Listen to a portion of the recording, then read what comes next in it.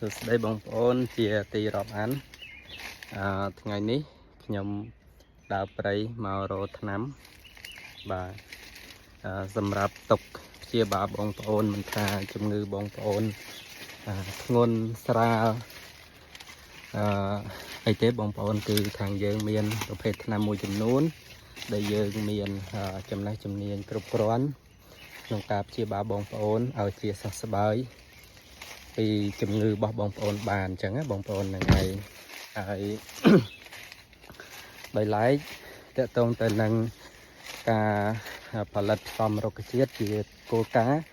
ខាងថ្នោត5ដើមយើងខ្ញុំគឺយើងតែងតែ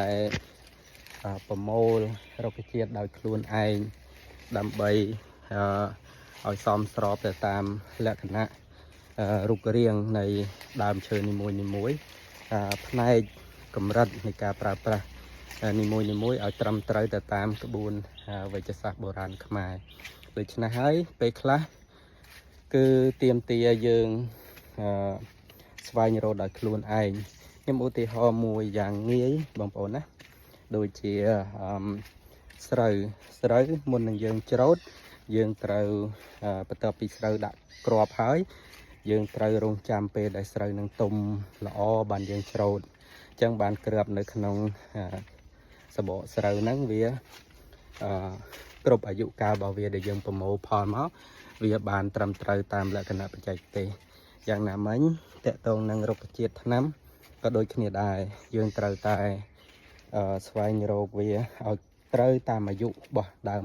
ឈើដែលយើងយកមកផ្សំហ្នឹងហើយពេលដែលយើងប្រមូលទៀតសោតក៏យើងប្រមូលផ្នែកណាខ្លះឧទាហរណ៍ថាយើងប្រមូលស្លឹកឧទាហរណ៍ថាយើងប្រមូលសបកឧទាហរណ៍ថាយើងប្រមូលឫសឬក៏យើងប្រមូលពន្លកត្រួយអញ្ចឹងណាអញ្ចឹងយើងត្រូវប្រមូលឲ្យត្រូវផ្នែករបស់វាហើយ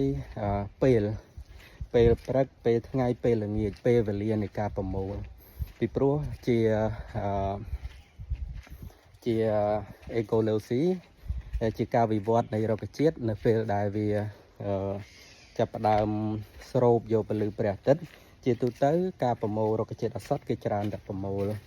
ពន្លកត្រួយឬក៏ស្លឹកអីចឹងណាពីព្រោះកំឡុងពេលហ្នឹងសមាសធាតុសកម្មឬក៏សារធាតុសកម្មរបស់វាហ្នឹងវាទៅ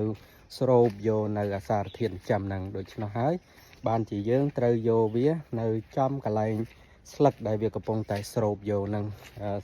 ស្រូបយកវីតាមីន D ពីពន្លឺព្រះអាទិត្យក្នុងចន្លោះម៉ោង8 9 10អីចឹងណាបាទហ្នឹងហើយអាហ្នឹង